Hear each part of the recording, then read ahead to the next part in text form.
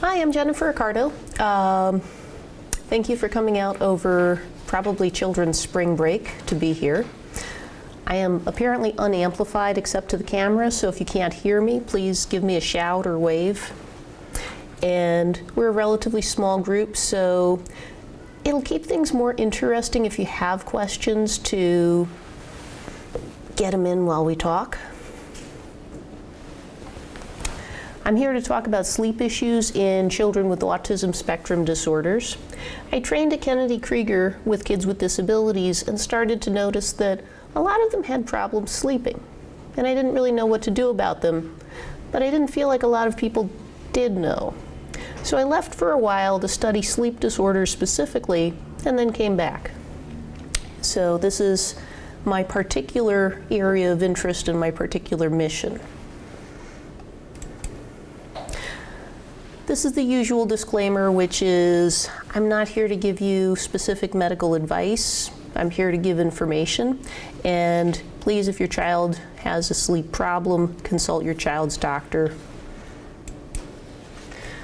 But I'm going to say a little bit about sleep in general, a little bit about different ways that sleep can go badly, and then some things that are more specific to kids with autism. Again, I welcome interruptions. Jump on in, it keeps it more interesting. What is sleep? Well, it turns out it's not the off switch to your brain. There's quite a bit going on in your brain and your body during sleep. And it's almost easier to say what sleep isn't than what it is, but it seems to affect both behavior and the way your body works. Involves being less aware of the outside world and reacting less to it. It is a reversible state. If you are asleep and unable to ever wake up, we have a very different situation. And for a lot of people, it happens at regular cycles of time, although my patients tend to be the kids for whom this is not actually true. Sleep has an architecture. There's not just a single state of being off as opposed to on, but we all go through different stages of sleep. And these involve different kinds of brain activity and some differences in body function as well. Stage 1 sleep is the more transitional sleep, the light sleep, the sleep where if you kind of doze off on the couch and somebody says, "Are you asleep? Get up." You'll say, "No, I'm not asleep. Leave me alone." Stage 2 sleep is the workhorse. This is a lot of your night's sleep. Stage 3, or slow wave, is considered the deepest sleep in the sense that it's most difficult to awaken people in this stage. This is the stage where, experimentally, if you have a child in this stage, they may not awaken to a smoke alarm overhead. It's pretty loud.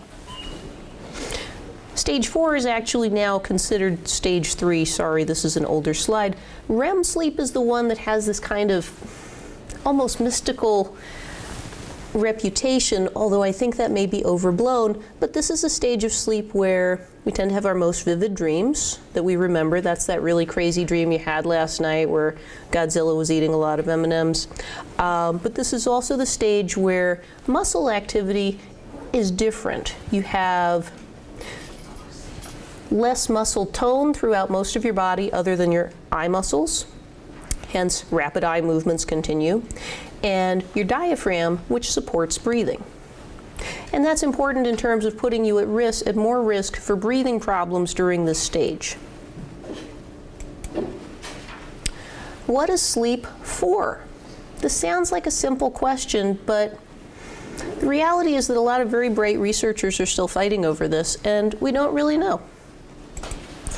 We do think it's pretty important, and the reason that I show a slide of a dolphin at this point is evolution has conserved sleep extraordinarily strongly.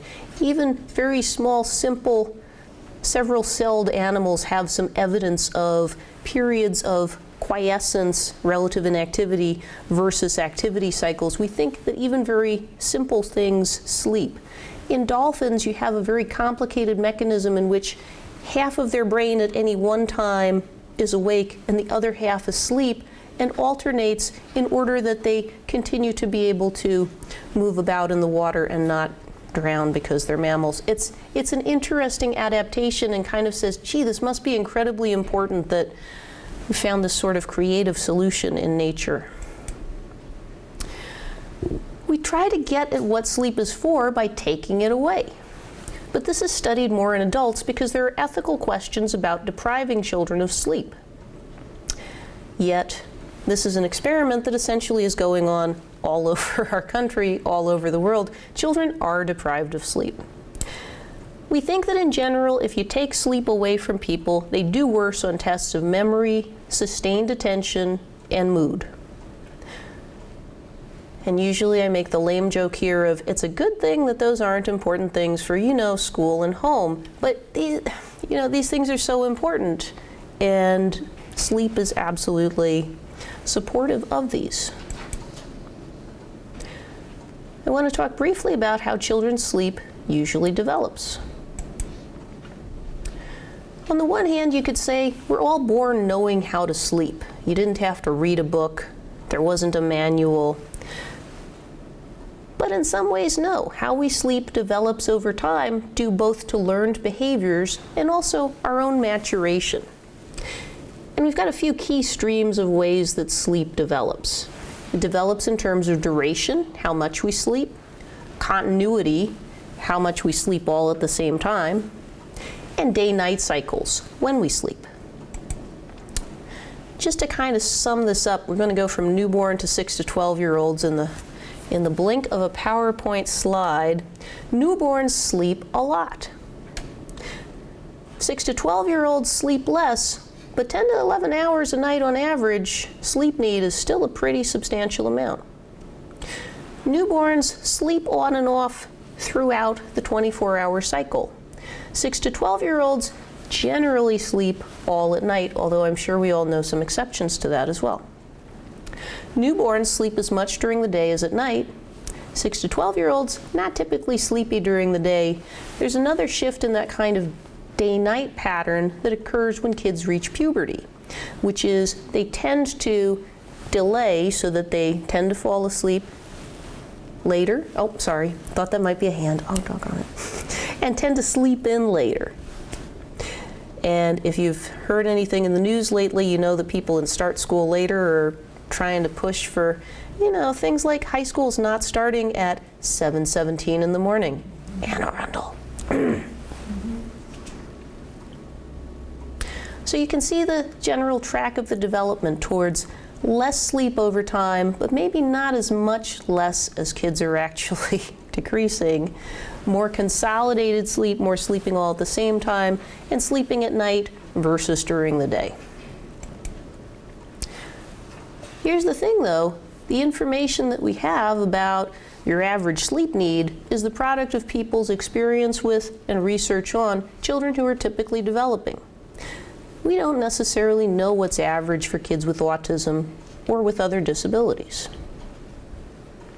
And sometimes that's a question that comes up in clinic. What if this is all the sleep my child needs? If it's 4 hours, that's a little painful. I want to talk about sleep problems in general. And first of all, one of the problems with sleep is a lot of different things can affect it. So are these necessarily sleep problems? Well, upper airway anatomy can affect sleep, and that can result in sleep-disordered breathing issues. Obesity, stuffy nose, this is the time of year. Caffeine can affect sleep. Eczema, very itchy skin will keep you up. Low tone, high tone, bedtime routine. Your neighborhood, if there are gunshots, if things are noisy. Exercise or lack thereof. Therapy schedules can affect sleep. I've had some children who do therapy rather late into the day. ADHD, family schedule, parents who tend to work late and need to spend time with their children when they get home. Medications can make you sleepy, make you wakeful, wear off at bad times. Tobacco smoke, big tonsils or adenoids. Kids who have a lot of stereotypies or obsessions, a certain number of things they need to get through before they fall asleep. Bedroom environment, electronics, pain, Sensory issues, family dysfunction, parents are fighting down the hall, it's making the child very anxious, oppositional behavior, anxiety, asthma, genetics. There's a lot of things that can potentially affect sleep. Yes? Can you explain a little bit how tone can impact sleep? Mm-hmm. So that can go a couple of different directions. If you have very high tones, such as if you actually have cerebral palsy, you can have muscle spasms that are uncomfortable and painful and will keep you awake. If you have either high tone or low tone, that can affect some of the support that your muscles provide for breathing during the night and can affect whether you're maybe obstructing or have some sleep apnea. So that can translate into either discomfort or potentially some breathing effects. Does that make sense? Yeah. Yeah. Okay. Other questions right now? But all of these things can affect sleep. There's a few different kinds of sleep disorders that are cataloged in the International Classification of Sleep Disorders, 2nd edition, which is an actual book that you can buy should you be motivated to do so. I don't recommend it if you're not a sleep medicine specialist. These fall into insomnia, not being able to fall asleep easily, stay asleep, waking up too early, or even, for adults who can describe this, having sleep that just doesn't feel restful. Sleep-related breathing disorders, such as obstructive sleep apnea, hypersomnias, sleeping too much, of central origin, circadian rhythm sleep disorders, having a body clock that's not in sync with the rest of the world, Parasomnias, doing odd things during or around sleep, sleep-related movement disorders, and then kind of the etc. category. You could break these down into 3 basic categories. The categories of not sleeping enough, sleeping too much, or doing something weird during sleep. So insomnia. And yep, the formal definition involves persistent sleep problems when you have the opportunity to sleep, and with some fallout during the day. If you don't have the opportunity to sleep, it's not insomnia, it's kind of a life problem. If you have the opportunity to sleep and you're not sleeping and it makes no difference and you're fine, it's not a disorder, you may just be a short sleeper. But be careful, a lot more people think they're short sleepers than actually are short sleepers. So this is really the most common sleep problem for kids with autism, is having problems falling asleep, staying asleep, waking up at night, some combination thereof. The one that I want to talk with you about is not necessarily the most common in children with autism, but I think it's one that has a pretty clear intervention, so it's one that I like people to know about. And it's a behavioral insomnia of childhood called sleep onset association disorder. It's a bit of a mouthful. Basic concept is simple. A child falls asleep with some condition present that they're accustomed to. Maybe it's having a parent there, maybe it's having the TV on, maybe it's having a light on. But that condition goes away after the child falls asleep.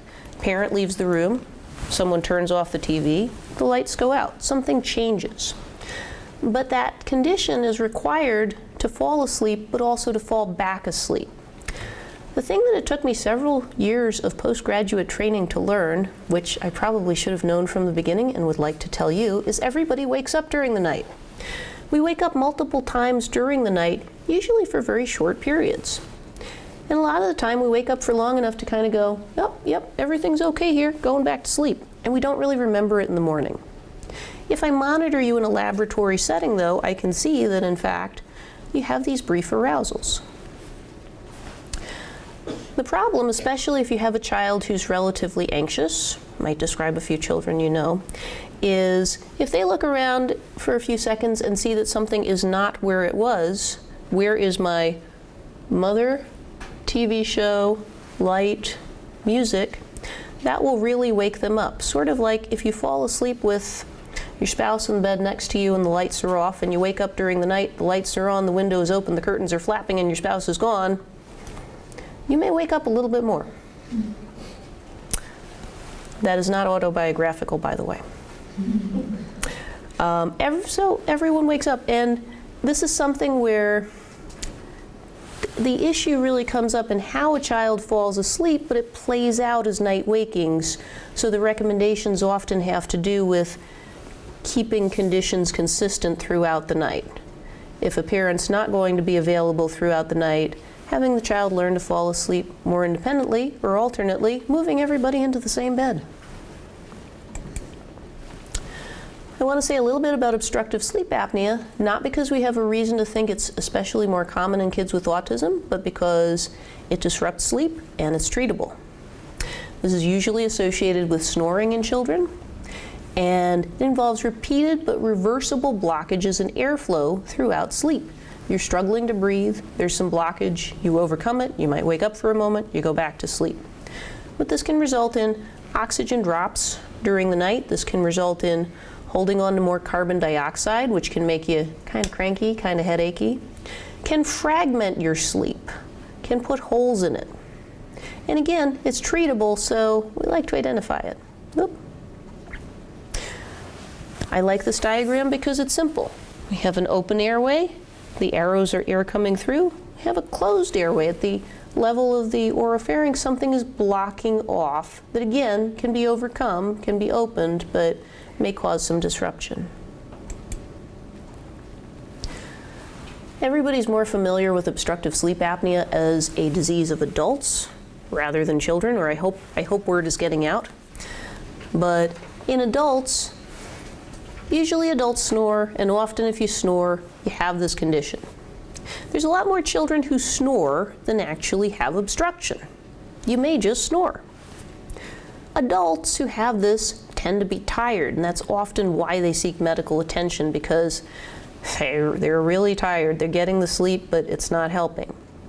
In kids, what you can see is kids who are wired, kids who are in that sort of preschool, I missed my nap and there's no stopping me now, and I'm on a tear. In adults, you can have more cardiovascular consequences. You can have high blood pressure. You can have risk of heart attack and stroke. Kids have pretty resilient hearts and blood vessels, fortunately, but they can have attention and behavior problems, which in many of our kids, they can't afford any more of those. In adults, first-line treatment is often a treatment called CPAP, continuous positive airway pressure, wearing a mask which provides enough air pressure blowing through it to blow open your airway. In kids, that's not really first line. Surgery is, and may be curative.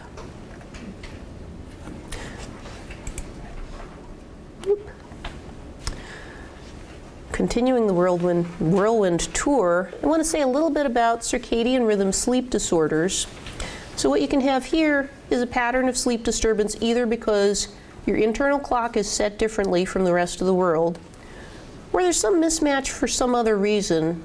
As examples, you're on a weird shift work schedule, you've traveled around the world and have jet lag. It's not necessarily your clock, but the gears are grinding somewhere.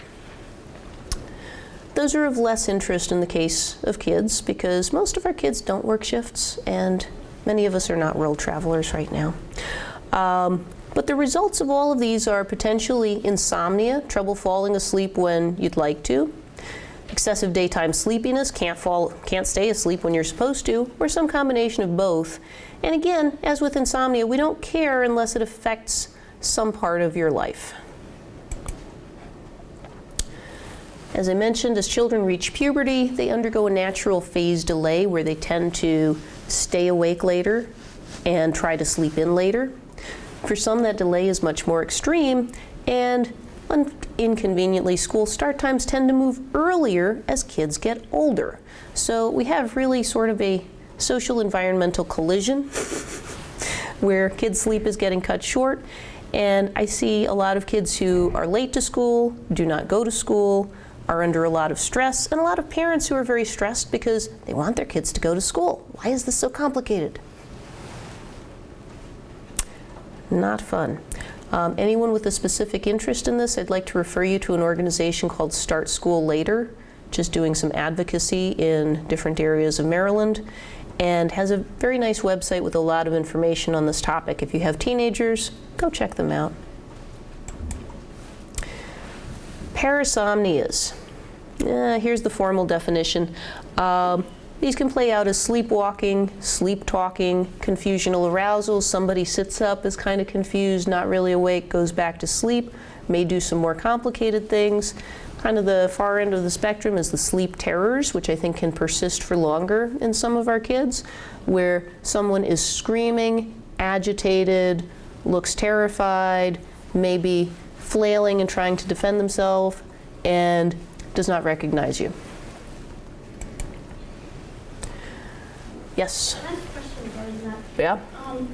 If a child who's a baby, let's say within the first year of life, they're having Mm-hmm. those, and there's been like no major issues, like no traumatic issues, Yeah. I should say. Mm-hmm. Is there a reason for that? Do they outgrow that, or is Yeah. that something that they're going to stay with? Yeah.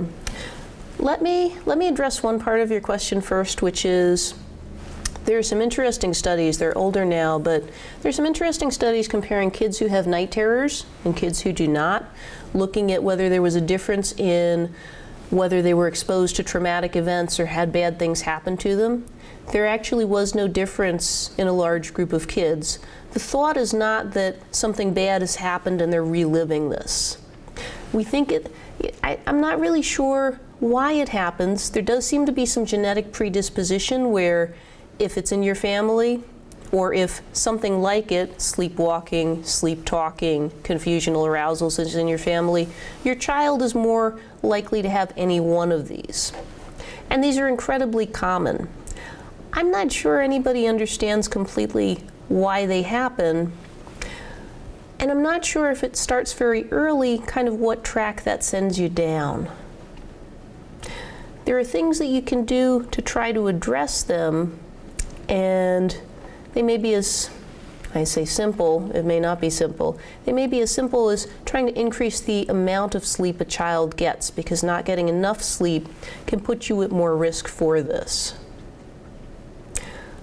But they may be as complicated as, we're going to try doing scheduled night wakings and waking you up at a particular time of night. They may be even taking medication for a short course to see if you can break the cycle for a while. I'd love to say that lots of kids outgrow these, and lots of kids do, but not everybody seems to outgrow it on the same schedule. Other questions?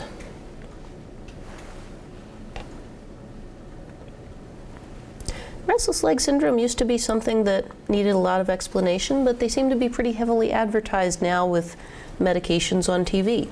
But the basic definition here is you get unpleasant sensations in your body, usually in your legs, especially when you're sitting still or inconveniently trying to go to sleep. So this is a sleep disorder which really keeps you from falling asleep.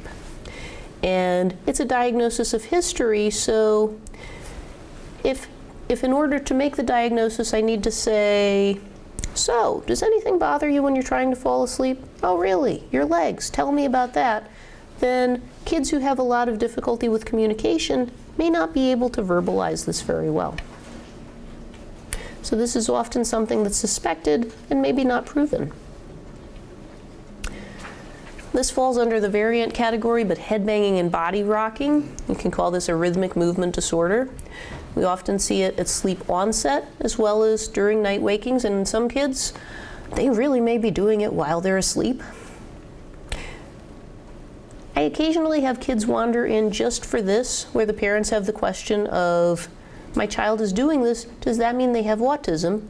And the answer is, no, you need a few other things to have autism besides rocking yourself to sleep. So this really can occur in typically developing children as well as in kids with disabilities.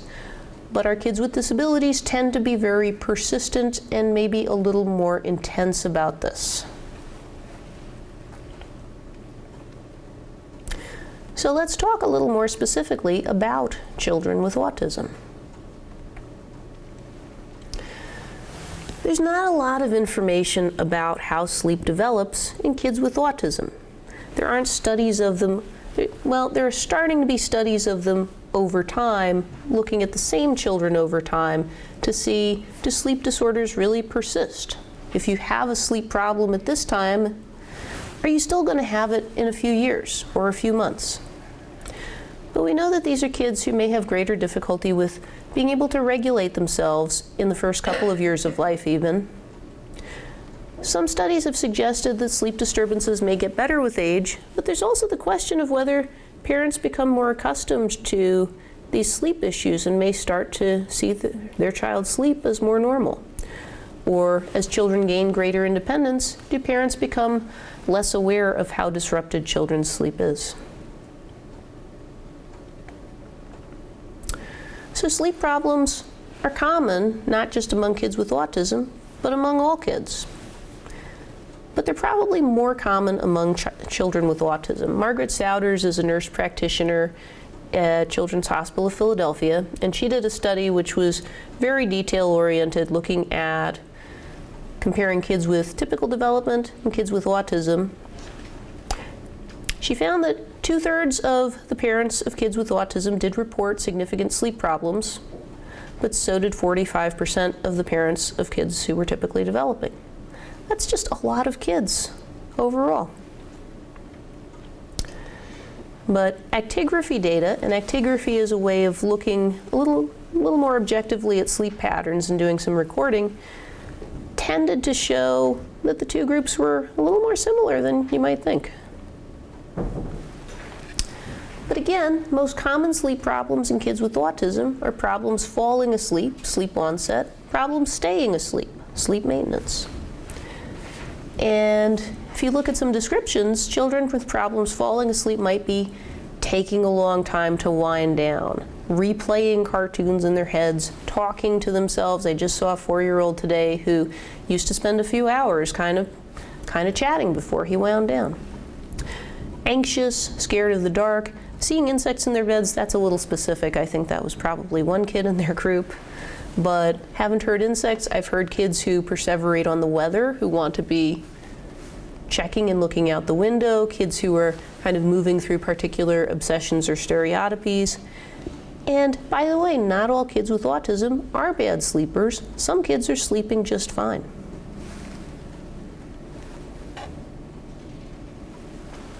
What are the things that are specific to autism, or more specific to autism, that can affect sleep? Well, being anxious. And anxiety in kids is a major sleep disruptor. If you're thinking about stuff and you're worried about stuff and you're having trouble winding down, it's hard to turn it off and fall asleep. Compulsive behaviors, sensory sensitivity. Something is not right. Something in my bed. I need help. Get it off me. Need for routine. And some of our kids are incredibly self-directed. It's hard to fit them into a routine, into a predictable routine. But if they're on their own routine, their routine may not be moving them towards getting to sleep. Medications which have alerting effects, medications which don't have alerting effects, but wear off at inconvenient times and leave you rebounding and awake. Kids who don't pay that much attention to social cues and may not recognize when parents are exhausted and the household is winding down. General difficulties with self-regulation. Again, the child who's very self-directed, but really marching to their own drummer and not in step with the rest of the household. I think a lot of people here will have heard about melatonin, and this has also got the nickname of the dark hormone. This is a hormone produced by the pineal gland in your brain, which helps to regulate the timing of your sleep-wake cycle. And in a normal adult on a reasonable sleep schedule, often it starts to be produced a couple of hours before you fall asleep and keeps coming until a few hours before you wake up. There's some evidence that kids with autism have abnormal melatonin secretion. Right now, I almost feel like there's just some teaser research. There were a few studies. There's studies where nobody kind of connected it with, oh, and you're also having trouble sleeping. That's interesting. But it's intriguing to think about whether some internal clocks, some circadian rhythm abnormalities may contribute for those kids who have late bedtimes and then are groggy in the morning. In thinking about other risk factors, obesity is a risk factor for obstructive sleep apnea, even in kids. I don't think we used to have to talk about this so much in autism, except that now there's a lot of atypical antipsychotic medications that are associated with significant weight gain. So we really don't know at this point whether this does increase risk of obstructive sleep apnea in kids with autism. It's reasonable to at least raise the question. Restless leg syndrome has been associated with low ferritin, which is a measure of body iron storage. And gee, some kids with autism have fairly restrictive diets. We talk about the beige diet a fair amount. The child who eats the chicken nuggets and the French fries and maybe pizza if there isn't too much sauce. But, you know, what does that do to your iron intake? We're not sure. If you were trying to look for restless leg syndrome and you couldn't get a history, you might see some fidgetiness, you might see delayed sleep onset. Gee, that describes a lot of kids I've met in sleep clinic. But there are people who are trying to start to investigate the connection between iron and sleep problems, more specifically in kids with autism, and I think the jury is still out.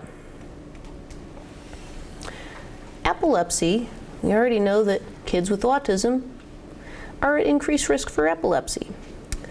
And a lot of parents of children who have epilepsy as well know that if you don't get enough sleep, that can trigger seizures. But the relationship probably goes more than one direction because kids with epilepsy also tend to have more problems at bedtime, more disrupted sleep if you look at it carefully, more daytime sleepiness, and maybe more disruptions where they're walking or talking during sleep. So, bottom line, probably a complicated relationship that goes both ways. How do we look at different conditions involving sleep? One way to go is a clinic visit. You could talk with a pediatrician, a sleep specialist, a physician, a psychologist, focus in the history on sleep, the physical exam, the neurological evaluation, and look at relevant records, including any sleep questionnaires or diaries. And from that kind of visit, you could come away with recommendations for additional testing, behavior management, potentially medication management. There are some standard sleep questionnaires which are in use. If anybody here has participated in the Autism Treatment Network, this is one that they've used and one which I use clinically. If you're a participant in the Interactive Autism Network, this is one which you may be seeing soon. This is the Children's Sleep Habits Questionnaire. So this is a pretty common one that screens for symptoms of common sleep disorders, such as the ones we talked about. This is a sample of a sleep log. What doesn't come across very well in this slide, and I'll try to use the arrow here, is these are times up here, and the goal of this is to keep track of a child's sleep patterns over time by blocking out the periods in which a child is asleep. Downward arrow means went to bed, upward arrow is woke up. Here's somebody who took a nap from 1 to 3 p.m. and this was the sample portion that was provided. Went to bed at 10:30, was asleep by 11, and slept through here. This is what a parent actually filled out at some point, and the thing that you may be horrified by is how there's really no pattern here, and the child is sleeping all over the map for various periods of time. And if you were me, you'd be even more horrified by hearing from the parent that they were trying to adjust their sleep schedule to sleep when the child slept and be awake when the child was awake, because this would be pretty rough for most of us to keep up. I'm also happy to say this child is sleeping better. Polysomnography, also called overnight sleep study, is something that people may have heard about. It was funny, I'm working with a research study, and we recently put together a slide to advertise our study. The study involves sleep studies being done. We had a picture like this, and it went to the senior folks at Kennedy for review before being released, and they said, "You can't show that. People will be terrified. That looks awful." Gee, this is a test we do here, right? So we do this test. We do this test on children. We do this test on children, and we put a lot of stuff on children's bodies in order to monitor their sleep. If you've ever had a sleep study yourself, we put the same stuff on them. What's it good for? It's often good for looking at breathing problems. We can pick up other things. We can do a full EEG with it and see if there's any abnormal brain activity, seizures associated. We can look at leg movements if that helps us to quantify how restless somebody is. But ultimately, we put all this stuff on, and the thing that's most annoying is right here. We do put a little plastic tube partway up a child's nose to measure how they're breathing. And many kids find that unfamiliar and really annoying. If you talk with adults who have had this, or if you've had it yourself, you may know that technically there's nothing painful here, but it's pretty intense. This is a lot of stuff, and you're supposed to sleep with it. So our child model here is being paid in a Nerf gun, and that's why he's smiling after an hour of setup. If we find sleep problems, what do we do with them? And everybody's been twiddling their thumbs going, finally, thank God, she's gotten to the point here. What are we doing with this?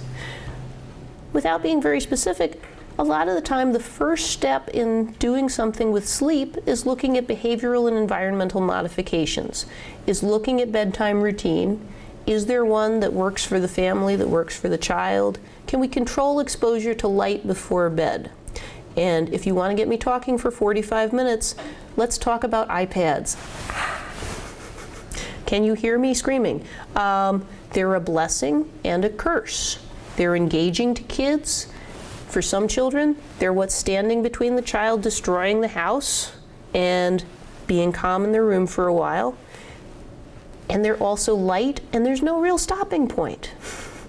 And you can stay up and do this all night, and I see kids who do that. Treatment, preventing or gradually fading sleep associations, finding ways to help kids learn to fall asleep more independently without parents, TV, noise, light, so that if they wake up overnight, things are about the same, they can fall back to sleep without a lot of intervention. There is some data that suggests that parent sleep workshops can improve children's sleep with autism, which suggests that we can get some traction from behavioral approaches.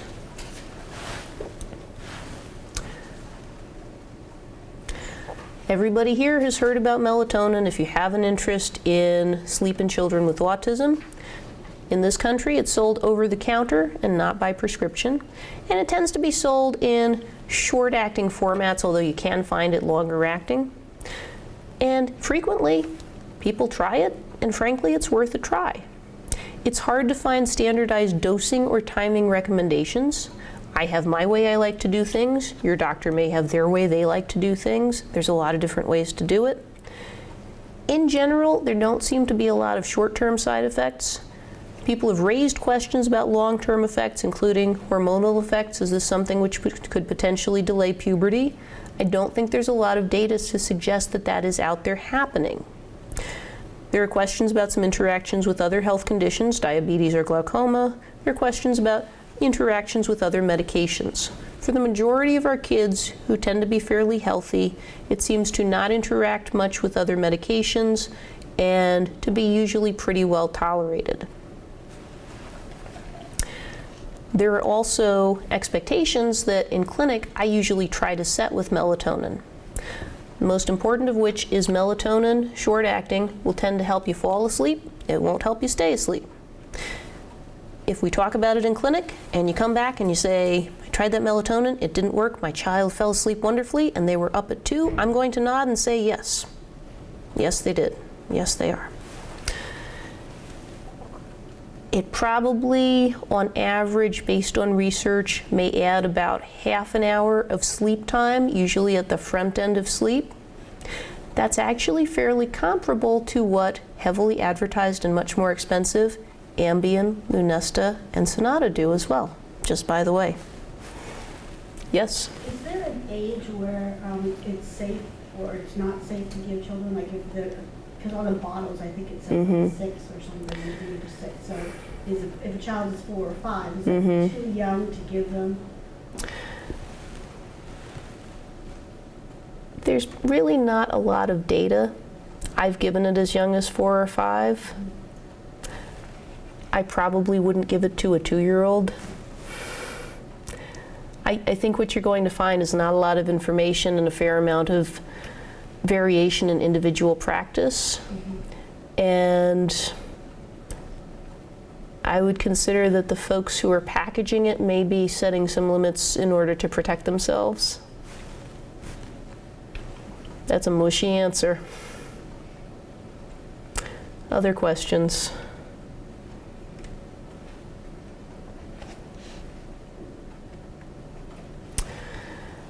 One of the directions that I sometimes go in my sleep clinic, seeing kids who have sleep problems, is for children whose behavior is sort of globally dysregulated, who have a lot of difficulty staying to any schedule or kind of adhering to any routine, just starting with sort of behavioral management strategies in general, working with a behavioral specialist.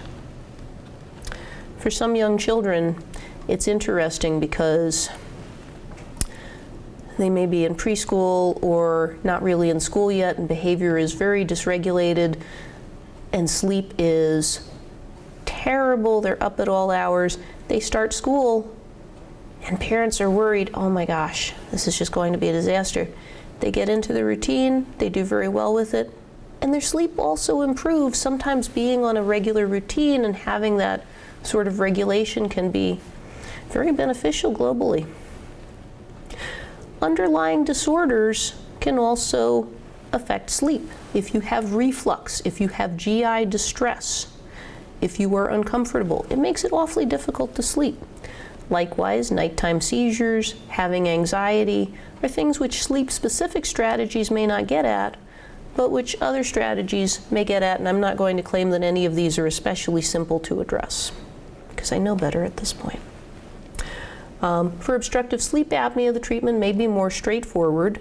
Surgery is often a first line. Using continuous positive airway pressure can be second line in children. And when I started out with a specifically sleep-oriented clinic at Kennedy, which is about 5 years ago now, I pushed behavior much harder, and I tried to avoid medications until the last possible moment. I don't do that anymore. I see too many parents who are really exhausted and unhappy, and kids whose sleep is too far out of whack. And we talk about medications a lot sooner in my part of the world these days. And that can be a variety, remembering that for kids, there are no FDA-approved medications for sleep. We're using things that have other indications for side effects of sleepiness in general.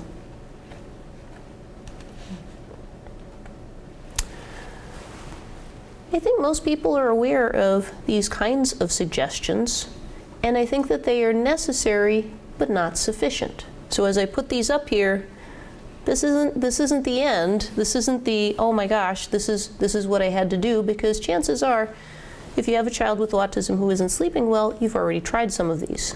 But regular sleep routine with calming activities, consistent schedules for bedtime and wake time, limiting caffeine, and occasionally I'm surprised at who's getting into the coffee at 2 in the morning, keeping electronics out of the bedroom, with the caveat that we live in the real world, and if your child is going to be destructive or dangerous without their iPad, I'm not there. And daily exercise, I think, is one of the great underrated strategies in getting people tired and keeping people on regular sleep schedules, not only in adults but in children. If you want to create a nice environment for sleep, quiet, but maybe not too quiet. Some of our kids are very tuned into little noises in the house, may need some white noise, may need something to fuzz out any creaks or buzzes. Darkness. Melatonin is called the dark hormone for a reason. If you have a lot of bright light, you can suppress that right down and make it harder. Night lights are probably okay, especially for our anxious guys. Cool temperatures tend to promote sleep more than warm ones. Places that are comfortable, and electronics, just mentioning. Don't kill me. I'd like to thank you for your attention, and you've been a pretty quiet group. I'm happy to take other questions either now or come up and talk with me.